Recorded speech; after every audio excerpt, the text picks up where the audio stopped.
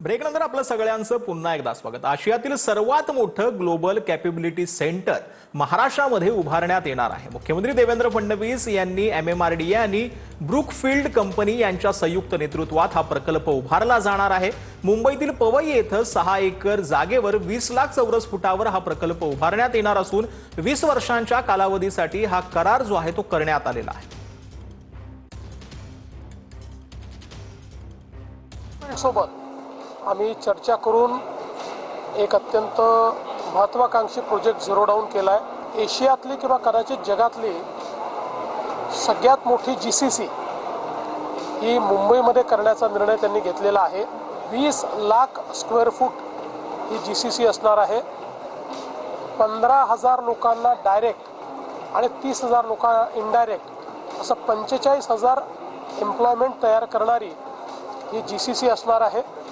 आणि आपला जो प्रयत्न आहे की महाराष्ट्राला GCC कॅपिटल करायचं, त्या दृष्टीनं ही बैठक अत्यंत पॉझिटिव्ह झालेली आहे। लवकरच त्या संदर्भात आम्ही त्यांच्यासोबत MOU देखील साईन करू।